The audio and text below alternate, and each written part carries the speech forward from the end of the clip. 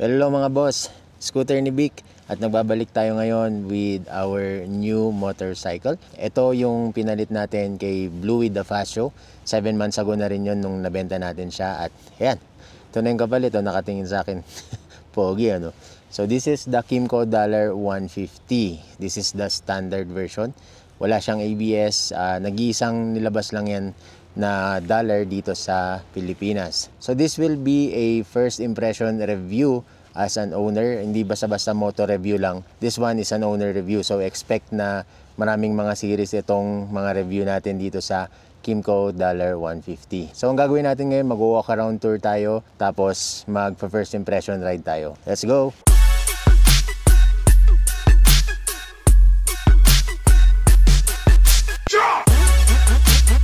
Mapapansin natin ang design ng Kymco $150 ay very unique. Unique siya sa kanyang build and then unique din sa daanan. So madalang tayong makakita ng mga gantong scooter. Mind you guys, this one is the smallest 150cc na motor na meron dito sa Pilipinas. So kahit siguro sa ibang bansa, ito yung pinakamaliit na 150cc. So medyo cute kasi ang dating and yeah, medyo intimidating siya kasi akala natin, ang liit naman ng motor na yan, parang ang hina-hina siguro ng motor na yan.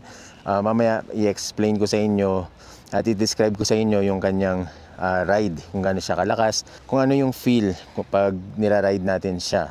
So mamaya natin pag-usapan yon. So ang kanyang headlight ay D-class na tinatawag. Ito na yung mga pangsasakyan. So ganun siya kalakas. Kala mo ang hina-hina kasi ganyan lang. But actually kahit hindi ka na mag-MDL dito, sobrang lakas na ng ilaw nito. Ang ganda ng buga ng ilaw niya. Medyo may pagka-cute talaga siya, pero pag pinagmamasdan mo ng medyo matagal, ma-start mo siyang ma-appreciate. Tsaka talagang weird na pagkakamala ng iba, medyo mukhang electric. So pangalawa guys, yung kanyang gulong. This one is 12 inches, 90 by 90. At ang kanyang gulong is pang CT. So hindi ako masyadong familiar dito sa brand ng gulong. Medyo madulas daw siya. So made in Taiwan siya. I think goods na rin naman yon.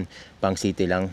Pwede naman siyang i-upgrade ng mga pang dual sport kung gusto natin. Naka disc brake sa harap. Medyo weird lang kasi meron siyang sensor dito sa harap. Hindi ko alam kung para saan to. Alam ko kasi mga ABS yan. But this one, wala siyang ABS. So disc brake lang siya. Then sa likod, drum brake. Makapansin din natin guys na ang kanyang shocks, yan, medyo mataba siya ng konti. May cover siya dito. So maganda to para hindi narurumihan itong nasa loob niya. So hindi dumihin. Kaya maganda rin. Nag-add din siya ng parang characteristic sa front fascia niya sa harap. Para siyang nakanganga. And also, this one, naked siya. Obvious naman, di ba? Naka-naked handlebar siya pero medyo mababa siya. Ganun. Parang yung mga classic or parang mga e-bike. No? So ito, napakalapad na ito guys. So nilalagyan to ng rack, may mga accessories naman yan na aftermarket. Pwedeng pagkargahan pa. So kumbaga, siya classic siya na rugged. So this one, ang tawag ko dito, the ultimate utilitarian scooter kasi tingnan nyo naman dito guys. Napakalapad ng floorboard niya, ang haba. No, ang haba ng build na ito Yan hindi siya usual. Punta tayo dito sa harap niya. Ayan, medyo maliit lang ang kanyang gauge. Digital yan. Ito, pakita ko sa inyo. Yan. Okay, di ba? So para siyang robot. So ganyan yung itsura niya. Sana nakikita nyo. So very simple lang naman ang kanyang cluster. Andiyan yung odometer, RPM niya, speedometer, gas, fuel gauge, tapos yung trip, tapos meron tong clock, tsaka merong volts din. So very basic information pero maganda naman yung pagkagawa sa kanya. And also, this one is this susi. So, maganda sana ng keyless para pinantay niya dito, pero yan, unique din naman yung susi nito, yan na-flip. Yan, para at least maging short siya pag nakalagay. Yan. Tsaka nakikita nyo dito guys, ito, may milk tea icon sa loob yan. Ewan ko nakikita nyo. Basta meron siya. Kasyang isang large na milk tea dito. Yan, kasi Taiwan nga, di ba, mahilig sa milk tea ang mga yan. So, yung gas naman nandito, kapapagas lang namin kanina. 8 liters ang kaya niyang ilagay. So, marami-rami na yun para sa mahaba-habang ride. So, bago natin pag-usapan yung kanyang mga buttons dito, tingnan nyo muna tong floorboard niya. So, ito yung pinakamalaking floorboard na nakita ko at na-testing ko. Ito na yung may pinakamalaking floorboard. So, talagang pangkargaan siya kasi ang isang crate dyan. And ang maximum load nito ay 40 kilos.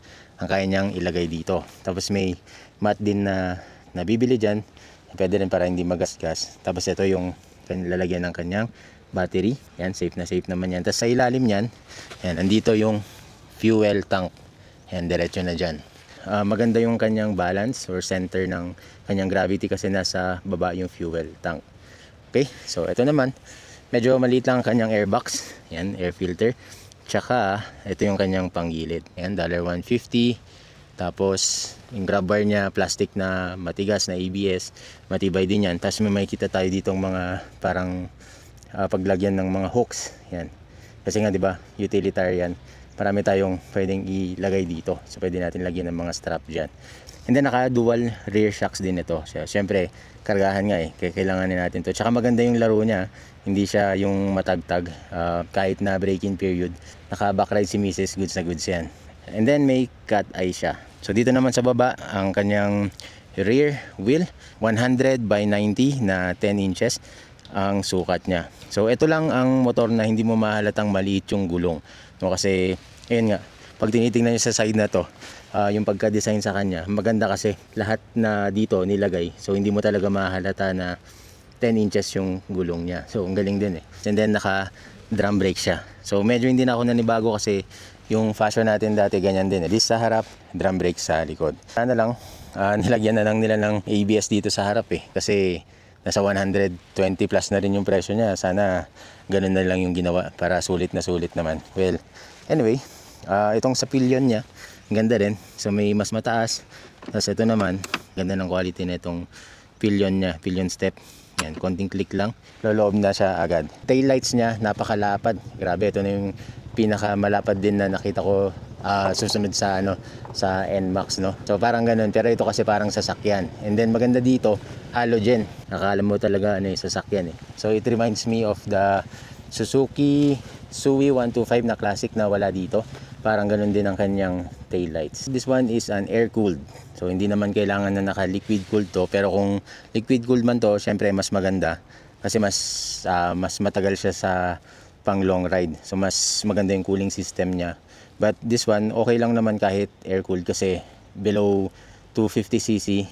Tsaka less maintenance din naman itong air-cooled na to kaya okay pa rin. Meron siyang mudguard na full. Yan, para hindi nadudumihan yung makina. Itong kanyang muffler, tama lang ang kanyang size. Hindi siya ganun ka-bulky. Puro palitan lang itong cover niya. Yan, may mga aftermarket naman na nabibiling ganun. So ang U-box naman nito, yan, kasya ang helmet ng bata tsaka yung mga 3/4 na mga classic, yung mga walang lens. Yan, kasyang-kasya dito. Yan, hindi naman siya ganun kaliit, hindi rin siya ganun kalaki. Pero para sa akin, much better siya kaysa sa Fasio, sa U-box ng Fasio, no? Kasi at least ito, medyo malalim siya. Marami pa rin maikakarga kahit papano. Yung mga things, kung hindi talaga kasya yung helmet, ayan, meron naman siyang helmet hook dito. Dalawa ang may lalagay natin. Convenient pa rin. Hindi ka pa rin bitin pagdating sa kanyang U-box. So this one is a flip tech. Ang tawag ng Kymco dito, flip tech eh. Kasi nafi-flip siya. Yan. Ipindutin lang siya. Tapos pwede nyo siyang iangat. Diba? Galing, diba? Kaya siya tinawag na flip tech. So dalawa ang purpose niyan. Pwede siyang maging sandalan. Tapos pwede rin ditong magkarga ng maraming luggage. Yan, mga maleta, ganyan. Pwede pang ang bigas dito eh.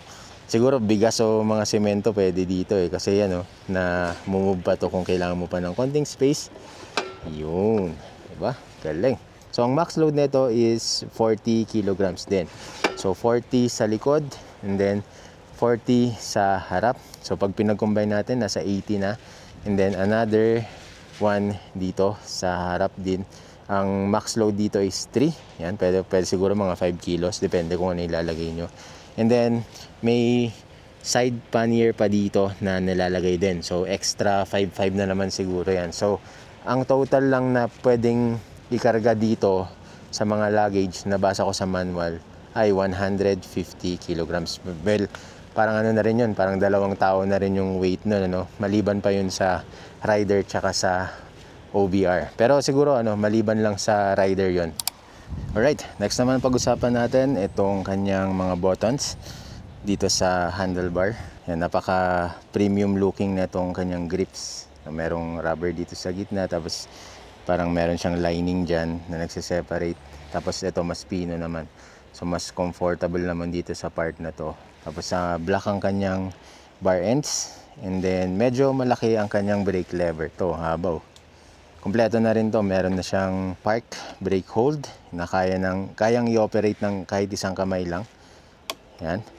Passing light. Ganyan naman ang Kymco meron eh. At ito yung kanyang bright. Ito ang normal, dim. Signal lights.